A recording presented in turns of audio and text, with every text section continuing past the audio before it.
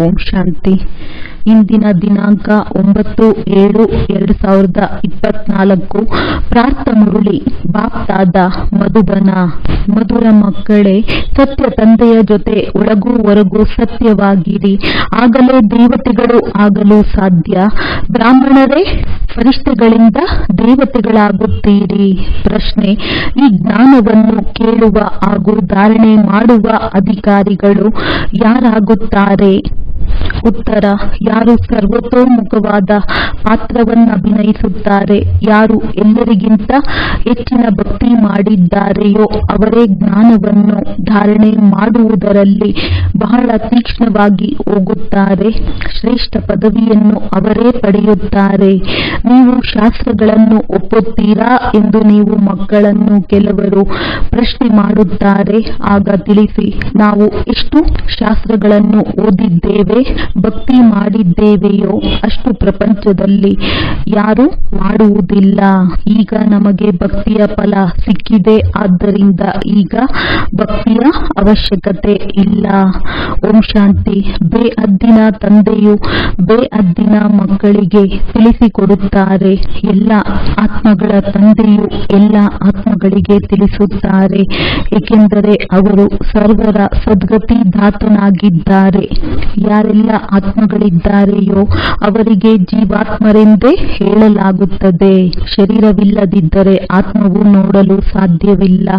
ಬಲೆ ನಾಟಕದ ಯೋಜನೆಯ ಅನುಸಾರ ಸ್ವರ್ಗದ ಸ್ಥಾಪನೆಯನ್ನು ತಂದೆಯು ಮಾಡುತ್ತಿದ್ದಾರೆ. ಆದರೆ ತಂದೆಯು ತಿಳಿಸುತ್ತಾರೆ, ನಾನಂತೂ ಸ್ವರ್ಗವನ್ನು ನೋಡುವುದಿಲ್ಲ.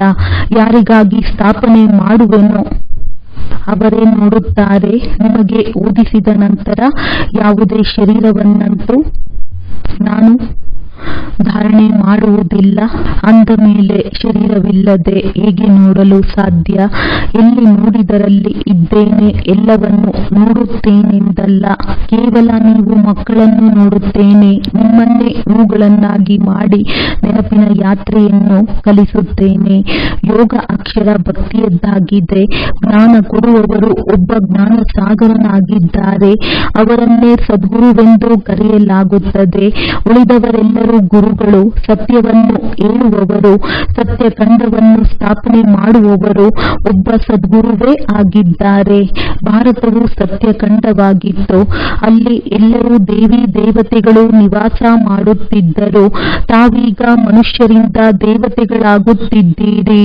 ಅಂದ ಮೇಲೆ ಮಕ್ಕಳಿಗೆ ತಿಳಿಸಿಕೊಡುತ್ತಾರೆ, ಸತ್ಯ ತಂದೆಯ ಜೊತೆಗೆ ಒಳಗೂ ಹೊರಗೂ ಸತ್ಯವಾಗಿರಬೇಕು. ಮೊದಲು ಹೆಜ್ಜೆ ಹೆಜ್ಜೆಯಲ್ಲಿಯೂ ಅಸತ್ಯವೇ ಇತ್ತು. ಒಂದು ವೇಳೆ ಈಗ ಸ್ವರ್ಗದಲ್ಲಿ ಶ್ರೇಷ್ಠ ಪದವಿಯನ್ನು ಪಡೆಯಲು ಇಚ್ಛಿಸುತ್ತೀರೆಂದರೆ ಅದೆಲ್ಲವನ್ನು ಬಿಡಬೇಕಾಗುತ್ತದೆ. ಬಲೆ ಸ್ವರ್ಗದಲ್ಲಂತೂ ಅನೇಕರು ಬರುತ್ತಾರೆ. ಆದರೆ ತಂದೆಯನ್ನು ಅರಿತುಕೊಂಡ ಮೇಲೂ ವಿಕರ್ಮಗಳನ್ನು ವಿನಾಶ ಮಾಡದಿದ್ದರೆ ಶಿಕ್ಷೆಗಳನ್ನು ತಿಂದು ಲೆಕ್ಕಾಚಾರವನ್ನು ಸಮಾಪ್ತಿ ಮಾಡಿಕೊಳ್ಳಬೇಕಾಗುತ್ತದೆ. ಮತ್ತೆ ಪದವಿಯೂ ಕಡಿಮೆ ಸಿಗುತ್ತದೆ. ಪುರುಷೋತ್ತಮ ಸಂಗಮ ಯುಗದಲ್ಲಿ ರಾಜಧಾನಿಯು ಸ್ಥಾಪನೆಯಾಗುತ್ತಿದೆ. ರಾಜಧಾನಿಯು ಸತ್ಯಯುಗದಲ್ಲಾಗಲಿ ಕಲಿಯುಗದಲ್ಲಾಗಲಿ ಸ್ಥಾಪನೆಯಾಗುವುದಿಲ್ಲ, ಏಕೆಂದರೆ ತಂದೆಯು ಸತ್ಯಯುಗ ಅಥವಾ ಕಲಿಯುಗದಲ್ಲಿ ಬರುವುದಿಲ್ಲ. ಈ ಯುಗಕ್ಕೆ ಪುರುಷೋತ್ತಮ ಕಲ್ಯಾಣಕಾರಿ ಯುಗವೆಂದು ಹೇಳಲಾಗುತ್ತದೆ. ಈ ಸಮಯದಲ್ಲಿಯೇ ತಂದೆಯು ಬಂದು ಎಲ್ಲರ ಕಲ್ಯಾಣ ಮಾಡುತ್ತಾರೆ. ಕಲಿಯುಗದ ನಂತರ ಸತ್ಯಯುಗವು ಬರಬೇಕಾಗಿದೆ.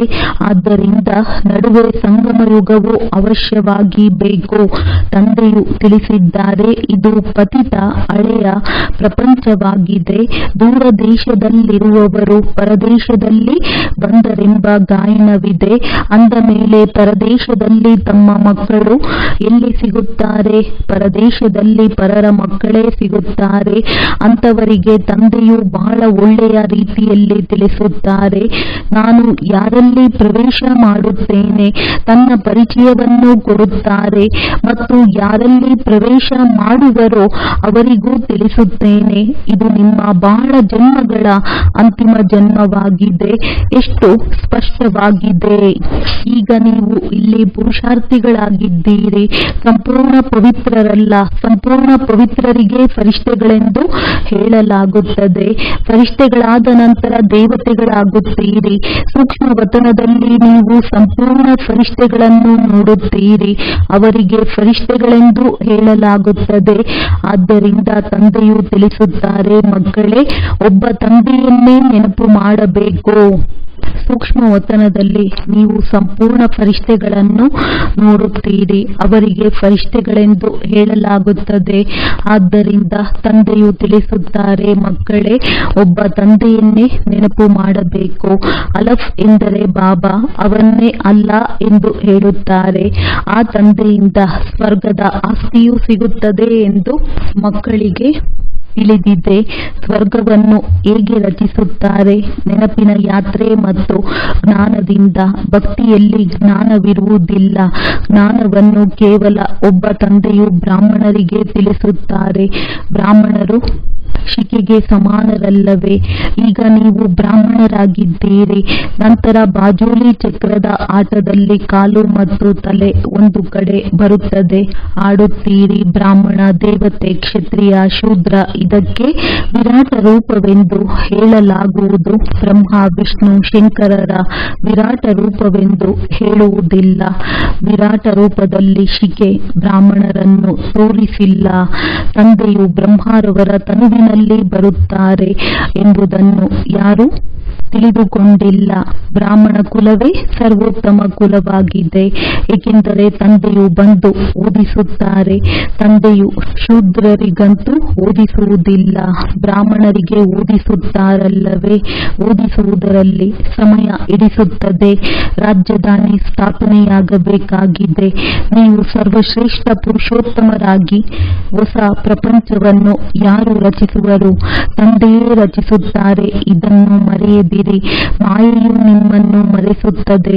ಅದರ ಕೆಲಸವೇ ಇದಾಗಿದೆ. ಜ್ಞಾನದಲ್ಲಿ ಮಾಯೆಯು ಅಷ್ಟು ಮಧ್ಯ ಪ್ರವೇಶ ಮಾಡುವುದಿಲ್ಲ. ನೆನಪಿನಲ್ಲಿಯೇ ಪ್ರವೇಶ ಮಾಡುತ್ತದೆ. ಆತ್ಮದಲ್ಲಿ ಯಾವ ಕೊಳಕು ತುಂಬಿದೆಯೋ ಅದು ತಂದೆಯ ನೆನಪಿನ ವಿನಃ ಸ್ವಚ್ಛವಾಗುವುದಿಲ್ಲ. ಯೋಗ ಎಂಬ ಶಬ್ದದಿಂದ ಮಕ್ಕಳು ಬಹಳ ತಬ್ಬಿಬ್ಬಾಗುತ್ತಾರೆ. ಬಾಬಾ ನಮಗೆ ಯೋಗ ಹಿಡಿಯುವುದಿಲ್ಲವೆಂದು ಹೇಳುತ್ತಾರೆ. ವಾಸ್ತವದಲ್ಲಿ ಯೋಗ ಶಬ್ದವು ಹಠಯೋಗಿಗಳದ್ದಾಗಿದೆ. ಬ್ರಹ್ಮ ತತ್ವದೊಂದಿಗೆ ಯೋಗವನ್ನು ಜೋಡಿಸಬೇಕೆಂದು ಸನ್ಯಾಸಿಗಳು ಹೇಳುತ್ತಾರೆ. ಅಂದಾಗ ಬ್ರಹ್ಮ ತತ್ವವಂತೂ ಬಹಳ ಉದ್ದಗಲವಾಗಿದೆ. ಹೇಗೆ ಆಕಾಶದಲ್ಲಿ ನಕ್ಷತ್ರಗಳು ಕಾಣಿಸುವುದೋ ಹಾಗೆಯೇ ಅಲ್ಲಿಯೂ ಆತ್ಮಗಳು ಚಿಕ್ಕ ಚಿಕ್ಕ ನಕ್ಷತ್ರಗಳಂತಿರುತ್ತಾರೆ. ಅದು ಆಕಾಶ ತತ್ವದಿಂದ ದೂರವಿದೆ. ಅಲ್ಲಿ ಸೂರ್ಯ ಚಂದ್ರರ ಪ್ರಕಾಶವಿಲ್ಲ. ಅಂದಾಗ ನೋಡಿ ನೀವು ಎಷ್ಟು ಚಿಕ್ಕ ಚಿಕ್ಕ ರಾಕೆಟ್ ಆಗಿದ್ದೀರಿ. ಆದ್ದರಿಂದ ತಂದೆಯು ತಿಳಿಸುತ್ತಾರೆ, ಮೊಟ್ಟ ಮೊದಲು ಆತ್ಮದ ಜ್ಞಾನವನ್ನು ತಿಳಿಸಬೇಕು. ಅದನ್ನು ಒಬ್ಬ ಭಗವಂತನೇ ಕೊಡಲು ಸಾಧ್ಯ. ಮನುಷ್ಯರು ಕೇವಲ ಭಗವಂತನನ್ನು ತಿಳಿದುಕೊಂಡಿಲ್ಲವೆಂದಲ್ಲ, ಜೊತೆಗೆ ಆತ್ಮವನ್ನು ತಿಳಿದುಕೊಂಡಿಲ್ಲ. ಇಷ್ಟು ಚಿಕ್ಕ ಆತ್ಮದಲ್ಲಿ 84 ಜನ್ಮಗಳ ಚಕ್ರದ ಅವಿನಾಶಿ ಪಾತ್ರವು ತುಂಬಲ್ಪಟ್ಟಿದೆ. ಇದಕ್ಕೆ ಸೃಷ್ಟಿ ವಿಧಿ ಎಂದು ಹೇಳಲಾಗುತ್ತದೆ. ಮತ್ತೇನು ಹೇಳಲಾರೆವು? ಆತ್ಮವು 84ರ ಚಕ್ರವನ್ನು ಸುತ್ತುತ್ತಲೇ ಇರುತ್ತದೆ. ಪ್ರತಿ 5000 ವರ್ಷಗಳ ನಂತರ ಈ ಚಕ್ರವು ತಿರುಗುತ್ತಲೇ ಇರುತ್ತದೆ. ಇದು ನಾಟಕದಲ್ಲಿ ನಿಗದಿಯಾಗಿದೆ. ಪ್ರಪಂಚವು ಅವಿನಾಶಿಯಾಗಿದೆ, ಎಂದಿಗೂ ವಿನಾಶ ಹೊಂದುವುದಿಲ್ಲ. ಅವರು ಮಹಾಪ್ರಳಯವಾಗುತ್ತದೆ. ಕೃಷ್ಣನು ಹೆಬ್ಬೆರಳನ್ನು ಚೀಪುತ್ತಾ ಆಲದ ಎಲೆಯ ಮೇಲೆ ತೇಲಿಕೊಂಡು ಬರುತ್ತಾನೆಂದು ತೋರಿಸುತ್ತಾರೆ. ಆದರೆ ಹಾಗೇನೂ ಆಗುವುದಿಲ್ಲ. ಇದು ನಿಯಮಕ್ಕೆ ವಿರುದ್ಧವಾಗಿದೆ. ಮಹಾಪ್ರಳಯವು ಎಂದಿಗೂ ಆಗುವುದಿಲ್ಲ. ಒಂದು ಧರ್ಮದ ಸ್ಥಾಪನೆ, ಅನೇಕ ಧರ್ಮಗಳ ವಿನಾಶವು ನಡೆಯುತ್ತಲೇ ಇರುತ್ತದೆ. ಈ ಸಮಯದಲ್ಲಿ ಮುಖ್ಯವಾಗಿ 3 ಧರ್ಮಗಳಿವೆ. ಇದಂತೂ ಕಲ್ಯಾಣಕಾರಿ ಸಂಗಮ ಯುಗವಾಗಿದೆ. ಹಳೆಯ ಪ್ರಪಂಚ ಮತ್ತು ಹೊಸ ಪ್ರಪಂಚದಲ್ಲಿ ರಾತ್ರಿ ಹಗಲಿನ ಅಂತರವಿದೆ. ನಿನ್ನೆ ಹೊಸ ಪ್ರಪಂಚವಾಗಿತ್ತು, ಇಂದು ಹಳೆಯದಾಗಿದೆ. ನಿನ್ನೆಯ ಪ್ರಪಂಚದಲ್ಲಿ ಏನಿತ್ತು ಎಂಬುದನ್ನು ನೀವು ತಿಳಿದುಕೊಳ್ಳಬಲ್ಲಿರಿ. ಯಾರು ಯಾವ ಧರ್ಮದವರಾಗಿರುವರೋ ಅವರು ಆ ಧರ್ಮದ ಸ್ಥಾಪನೆಯನ್ನೇ ಮಾಡುತ್ತಾರೆ. ಆ ಧರ್ಮಾತ್ಮರು ಮೊದಲು ಒಬ್ಬರೇ ಬರುತ್ತಾರೆ, ಅನೇಕರು ಬರುವುದಿಲ್ಲ. ನಂತರ ನಿಧಾನವಾಗಿ ವೃದ್ಧಿಯಾಗುತ್ತಾರೆ. ತಂದೆಯು ತಿಳಿಸುತ್ತಾರೆ, ನೀವು ಮಕ್ಕಳಿಗೆ ನಾನು ಯಾವುದೇ ಕಷ್ಟವನ್ನು ಕೊಡುವುದಿಲ್ಲ. ಮಕ್ಕಳಿಗೆ ಹೇಗೆ ಕಷ್ಟ ಕೊಡಲಿ? ಪ್ರಿಯಾತಿ ಪ್ರಿಯ ತಂದೆಯಲ್ಲವೇ? ನಾನು ಸದ್ಗತಿದಾತ, ದುಃಖಹರ್ತ, ಸುಖಕರ್ತನಾಗಿದ್ದೇನೆ. ನೆನಪು ನನ್ನೊಬ್ಬನನ್ನೇ ಮಾಡುತ್ತೀರಿ. ಭಕ್ತಿ ಮಾರ್ಗದಲ್ಲಿ ಏನು ಮಾಡಿಬಿಟ್ಟಿದ್ದಾರೆ? ನನಗೆ ಎಷ್ಟೊಂದು ನಿಂದನೆ ಮಾಡುತ್ತಾರೆ. ದೇವರು ಒಬ್ಬನೇ ಎಂದು ಹೇಳುತ್ತಾರೆ. ಸೃಷ್ಟಿಯ ಚಕ್ರವು ಒಂದೇ ಆಗಿದೆ. ಆಕಾಶದಲ್ಲಿ ಯಾವುದೋ ಪ್ರಪಂಚವಿದೆ ಎಂದಲ್ಲ. ಆಕಾಶ ತತ್ವದಲ್ಲಿ ನಕ್ಷತ್ರಗಳಿವೆ. ಒಂದೊಂದು ನಕ್ಷತ್ರದಲ್ಲಿಯೂ ಜಗತ್ತಿದೆ. ಕೆಳಗೂ ಒಂದು ಪ್ರಪಂಚವಿದೆ ಎಂದು ಮನುಷ್ಯರು ತಿಳಿಯುತ್ತಾರೆ. ಆದರೆ ಇವೆಲ್ಲವೂ ಭಕ್ತಿ ಮಾರ್ಗದ ಮಾತುಗಳಾಗಿವೆ. ಶ್ರೇಷ್ಠಾತಿ ಶ್ರೇಷ್ಠ ಭಗವಂತ ಒಬ್ಬರಾಗಿದ್ದಾರೆ. ಸಕಲ ಸಾಮಗ್ರಿ ನಿಮ್ಮಲ್ಲಿದೆ ಎಂದು ಶ್ಲೋಕವಿದೆ. ಅಂದರೆ ಇಡೀ ಸೃಷ್ಟಿಯ ಆತ್ಮಗಳು ನಿಮ್ಮಲ್ಲಿ ರುದ್ರಮಾಲೆ ಪೋಣಿಸಲ್ಪಟ್ಟಿದ್ದಾರೆ. ಇದು ಮಾಲೆಯಾಗಿದೆ. ಇದಕ್ಕೆ ಬೇಹದ್ದಿನ ರುದ್ರಮಾಲೆ ಎಂದು ಹೇಳಬಹುದು. ಎಲ್ಲ ಆತ್ಮಗಳು ಒಂದು ಸೂತ್ರದಲ್ಲಿ ಬಂಧಿಸಲ್ಪಟ್ಟಿದ್ದಾರೆ. ಆಡುತ್ತಾರೆ, ಅದರ ಅರ್ಥವನ್ನು ತಿಳಿದುಕೊಂಡಿಲ್ಲ. ತಂದೆಯು ಬಂದು ತಿಳಿಸುತ್ತಾರೆ, ಮಕ್ಕಳೇ, ನಾನು ನಿಮಗೆ ಸ್ವಲ್ಪವೂ ಕಷ್ಟ ಕೊಡುವುದಿಲ್ಲ. ಇದನ್ನು ತಿಳಿಸಿದ್ದಾರೆ. ಯಾರು ಮೊಟ್ಟಮೊದಲು ಭಕ್ತಿ ಮಾಡಿದ್ದಾರೆಯೋ ಅವರೇ ಜ್ಞಾನದಲ್ಲಿ ತೀವ್ರವಾಗಿ ಮುಂದುವರಿಯುತ್ತಾರೆ. ಹೆಚ್ಚು ಭಕ್ತಿ ಮಾಡಿದ್ದಾರೆ, ಹೆಚ್ಚು ಫಲವು ಅವರಿಗೆ ಸಿಗಬೇಕು. ಭಕ್ತಿಯ ಫಲವನ್ನು ಭಗವಂತ ಕೊಡುತ್ತಾರೆಂದು ಹೇಳುತ್ತಾರೆ. ಅವರು ಜ್ಞಾನ ಸಾಗರನಾಗಿದ್ದಾರೆ ಅಂದ ಮೇಲೆ ಅವಶ್ಯವಾಗಿ ಜ್ಞಾನದಿಂದಲೇ ಫಲವನ್ನು ಕೊಡುತ್ತಾರೆ. ಭಕ್ತಿಯ ಫಲದ ಬಗ್ಗೆ ಯಾರಿಗೂ ತಿಳಿದಿಲ್ಲ. ಇದು ಹಳೆಯ ಪ್ರಪಂಚವಾಗಿದೆ ಎಂದು ಹೇಳುತ್ತಾರೆ. ಆದರೆ ಯಾವಾಗಿನಿಂದ ಹಳೆಯದಾಗಿದೆ? ಇದರ ಲೆಕ್ಕವನ್ನು ತೆಗೆಯಲು ಸಾಧ್ಯವಿಲ್ಲ. ಮನುಷ್ಯ ಸೃಷ್ಟಿರೂಪಿ ವೃಕ್ಷದ ಬೀಜರೂಪವಾಗಿದ್ದಾರೆ, ಸತ್ಯವಾಗಿದ್ದಾರೆ. ಇದು ಎಂದೂ ವಿನಾಶವಾಗುವುದಿಲ್ಲ. ಇದಕ್ಕೆ ಉಲ್ಟಾ ವೃಕ್ಷವೆಂದು ಹೇಳಲಾಗುತ್ತದೆ. ತಂದೆಯು ಮೇಲಿದ್ದಾರೆ, ಆದ್ದರಿಂದಲೇ ತಂದೆಯನ್ನು ಮೇಲೆ ನೋಡಿ ಕರೆಯುತ್ತಾರೆ. ಶರೀರವಂತೂ ಕರೆಯಲು ಸಾಧ್ಯವಿಲ್ಲ. ಆತ್ಮವು ಒಂದು ಶರೀರದಿಂದ ಹೊರಬಂದು ಇನ್ನೊಂದು ಶರೀರವನ್ನು ಧಾರಣೆ ಮಾಡುತ್ತದೆ. ಆತ್ಮವು ಚಿಕ್ಕದು ಆಗುವುದಿಲ್ಲ, ದೊಡ್ಡದು ಆಗುವುದಿಲ್ಲ. ಮೃತ್ಯುವನ್ನು ಹೊಂದುವುದಾಗಲಿ ಸಾಧ್ಯವಿಲ್ಲ. ಈ ಆಟವು ಮಾಡಲ್ಪಟ್ಟಿದೆ. ಪೂರ್ಣ ಆಟದ ಆದಿ ಮಧ್ಯ ಅಂತ್ಯದ ರಹಸ್ಯವನ್ನು ತಂದೆಯು ತಿಳಿಸಿದ್ದಾರೆ. ಆಸ್ತಿಕರನ್ನಾಗಿಯೂ ಮಾಡಿದ್ದಾರೆ. ಜೊತೆಗೆ ಈ ತಿಳುವಳಿಕೆಯನ್ನು ನೀಡಿದ್ದಾರೆ. ಲಕ್ಷ್ಮೀ ನಾರಾಯಣರಲ್ಲಿ ಈ ಜ್ಞಾನವಿರುವುದಿಲ್ಲ. ಅಲ್ಲಿ ನಾಸ್ತಿಕ ಆಸ್ತಿಕರ ಬಗ್ಗೆ ಗೊತ್ತೇ ಇರುವುದಿಲ್ಲ. ಇದರ ಬಗ್ಗೆ ತಂದೆಯೇ ತಿಳಿಸುತ್ತಾರೆ. ಯಾರು ತಂದೆಯನ್ನಾಗಲಿ ರಚನೆಯ ಆದಿ ಮಧ್ಯ ಅಂತ್ಯವನ್ನಾಗಲಿ ಕಾಲಾವಧಿಯನ್ನಾಗಲಿ ತಿಳಿದುಕೊಂಡಿಲ್ಲವೋ ಅವರು ನಾಸ್ತಿಕರು. ಈ ಸಮಯದಲ್ಲಿ ನೀವು ಆಸ್ತಿಕರಾಗಿದ್ದೀರಿ. ಸತ್ಯಯುಗದಲ್ಲಿ ಈ ಮಾತುಗಳೇ ಇರುವುದಿಲ್ಲ. ಆಟವಾಗಿದೆ ಅಲ್ಲವೇ? ಯಾವ ಮಾತು ಒಂದು ಸೆಕೆಂಡಿನಲ್ಲಿರುವುದೋ ಅದು ಇನ್ನೊಂದು ಸೆಕೆಂಡಿನಲ್ಲಿರುವುದಿಲ್ಲ. ಕಾಲಚಕ್ರವು ಟಿಕ್ ಟಿಕ್ ಎಂದು ತಿರುಗುತ್ತದೆ. ಕಳೆದು ಹೋದದ್ದು ಚಕ್ರದಲ್ಲಿ ತಿರುಗುತ್ತಿರುವುದು. ಹೇಗೆ ಚಲನಚಿತ್ರದಲ್ಲಿ 2 ಅಥವಾ 3 ಗಂಟೆಗಳ ನಂತರ ಪುನಃ ಅದೇ ಚಲನಚಿತ್ರವು ಚಾಚು ತಪ್ಪದೆ ಪುನರಾವರ್ತನೆ ಆಗುತ್ತದೆ. ಮನೆ ಮೆಹಲುಗಳು ಬೀಳುತ್ತವೆ. ಪುನಃ ನೋಡಿದಾಗ ಇವೆಲ್ಲವೂ ಹಾಗೆಯೇ ಇರುತ್ತವೆ. ಅಂದರೆ ಅದು ಚಾಚು ತಪ್ಪದೆ ಪುನರಾವರ್ತನೆ ಆಗುತ್ತದೆ. ಇದರಲ್ಲಿ ತಬ್ಬಿಬ್ಬಾಗುವ ಮಾತಿಲ್ಲ. ಮುಖ್ಯ ಮಾತು ಆತ್ಮಗಳ ತಂದೆ ಪರಮಾತ್ಮ ಆಗಿದ್ದಾರೆ. ಆತ್ಮ ಪರಮಾತ್ಮನಿಂದ ಬಹಳ ಕಾಲ ಅಗಲಿದ್ದರು. ಆತ್ಮಗಳು ಅಗಲಿ ಇಲ್ಲಿ ಪಾತ್ರ ಅಭಿನಯಿಸಲು ಬರುತ್ತೀರಿ. ನೀವು ಪೂರ್ಣ 5,000 ವರ್ಷಗಳು ತಂದೆಯಿಂದ ಅಗಲಿದ್ದೀರಿ. ನೀವು ಮಧುರ ಮಕ್ಕಳಿಗೆ ಸರ್ವೋತ್ತೋಮುಖ ಪಾತ್ರವು ಸಿಕ್ಕಿದೆ. ಆದ್ದರಿಂದ ನಿಮಗೆ ತಿಳಿಸಿಕೊಡುತ್ತೇನೆ, ಜ್ಞಾನಕ್ಕೂ ನೀವೇ ಅಧಿಕಾರಿಗಳಾಗಿದ್ದೀರಿ. ಎಲ್ಲರಿಗಿಂತ ಹೆಚ್ಚು ಭಕ್ತಿ ಯಾರು ಮಾಡಿರುವರೋ ಅವರೇ ಜ್ಞಾನದಲ್ಲಿಯೂ ಮುಂದೆ ಹೋಗುತ್ತಾರೆ, ಶ್ರೇಷ್ಠ ಪದವಿಯನ್ನು ಪಡೆಯುತ್ತಾರೆ. ಮೊಟ್ಟ ಮೊದಲು ಒಬ್ಬ ಶಿವ ತಂದೆಯ ನಂತರ ದೇವತೆಗಳ ಭಕ್ತಿ ನಡೆಯುತ್ತದೆ. ಆನಂತರ ಪಂಚತತ್ವಗಳ ಭಕ್ತಿಯೂ ನಡೆಯುತ್ತದೆ. ವ್ಯಭಿಚಾರಿಗಳಾಗುತ್ತಾರೆ. ಈಗ ಬೇಅದ್ದಿನ ತಂದೆಯು ಬೇಅದ್ದಿನಲ್ಲಿ ಕರೆದುಕೊಂಡು ಹೋಗುತ್ತಾರೆ. ಮತ್ತೆ ಅವರು ಬೇಅದ್ದಿನ ಭಕ್ತಿಯ ಅಜ್ಞಾನದಲ್ಲಿ ಕರೆದುಕೊಂಡು ಹೋಗುತ್ತಾರೆ. ಈಗ ತಂದೆಯು ನೀವು ಮಕ್ಕಳಿಗೆ ತಿಳಿಸುತ್ತಾರೆ, ತಮ್ಮನ್ನು ಆತ್ಮನೆಂದು ತಿಳಿದು ಒಬ್ಬ ತಂದೆಯನ್ನು ನೆನಪು ಮಾಡಿ. ಆದರೂ ಸಹ ಇಲ್ಲಿಂದ ಹೊರಗೆ ಹೋದ ತಕ್ಷಣ ಮಾಯೆ ಮರೆಸಿಬಿಡುತ್ತದೆ. ಹೇಗೆ ಪಾಪ ಮಾಡುವುದಿಲ್ಲವೋ ಎಂದು ಗರ್ಭದಲ್ಲಿದ್ದಾಗ ಪಶ್ಚಾತ್ತಾಪ ಪಡುತ್ತಾರೆ, ನಂತರ ಹೊರಗೆ ಬಂದಾಗ ಮರೆತು ಬಿಡುತ್ತಾರೆ. ಇಲ್ಲಿಯೂ ಹಾಗೆಯೇ ಹೊರಗೆ ಹೋದ ತಕ್ಷಣವೇ ಮರೆತು ಹೋಗುತ್ತಾರೆ. ಇದು ಸ್ಮೃತಿ ಮತ್ತು ವಿಸ್ಮೃತಿಯ ಆಟವಾಗಿದೆ. ಈಗ ನೀವು ತಂದೆಯ ದತ್ತು ಮಕ್ಕಳಾಗಿದ್ದೀರಿ, ಶಿವ ತಂದೆ ಅಲ್ಲವೇ? ಅವರು ಎಲ್ಲ ಆತ್ಮಗಳ ಬೇಅದ್ದಿನ ತಂದೆಯಾಗಿದ್ದಾರೆ. ಎಷ್ಟು ದೂರದಿಂದ ಬರುತ್ತಾರೆ. ಅವರ ಮನೆ ಪರಮಧಾಮವಾಗಿದೆ.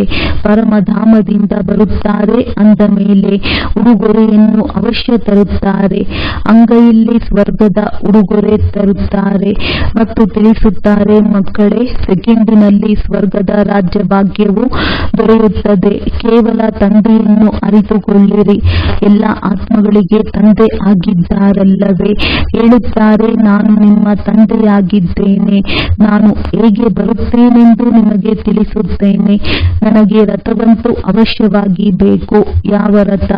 ಯಾವುದೇ ಮಹಾತ್ಮರ ಶರೀರವನ್ನು ಆಧಾರವಾಗಿ ಪಡೆಯುವುದಿಲ್ಲ.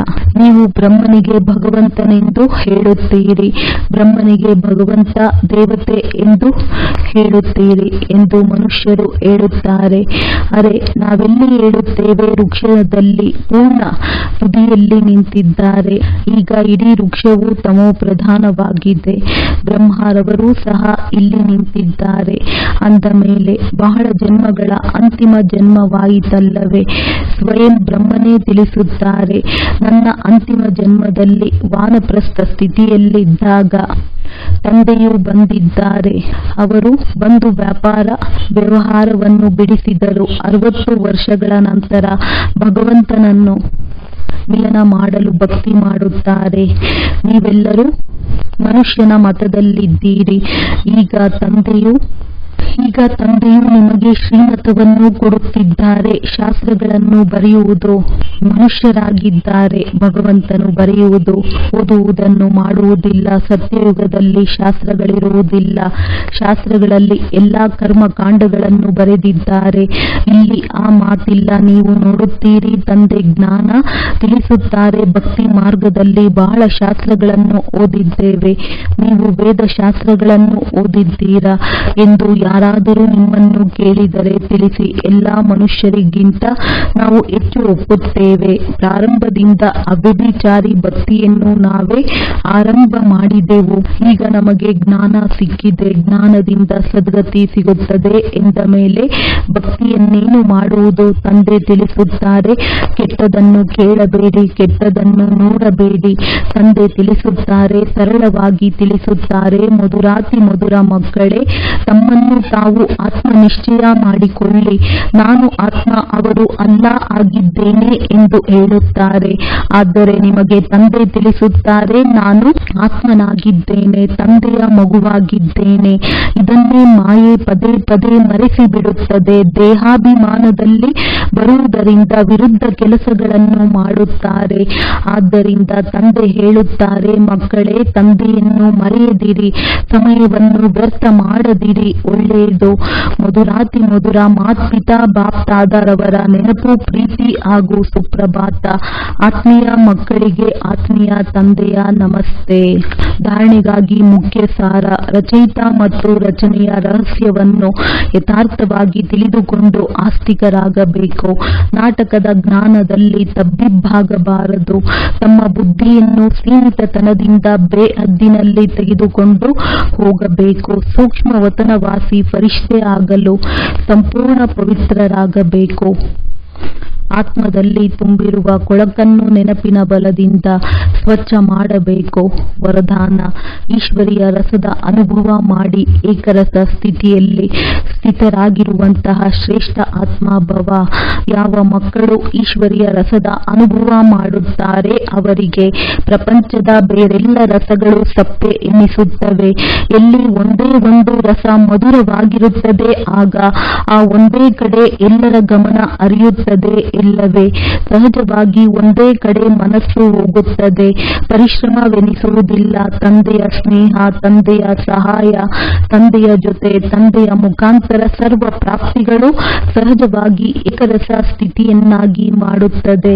ಇಂತಹ ಏಕರಸ ಸ್ಥಿತಿಯಲ್ಲಿ ಸ್ಥಿತರಾಗಿರುವಂತಹ ಆತ್ಮರೇ ಶ್ರೇಷ್ಠರಾಗಿದ್ದಾರೆ. ಸ್ಲೋಗನ್: ಕೆಟ್ಟದನ್ನು ಒಳಗಡೆ ಅಡಗಿಸಿಕೊಂಡು ರತ್ನಗಳನ್ನು ಕೊಡುವುದೇ ಮಾಸ್ಟರ್ ಸಾಗರರಾಗುವುದು. ಒಳ್ಳೆಯದು. ಓಂ ಶಾಂತಿ.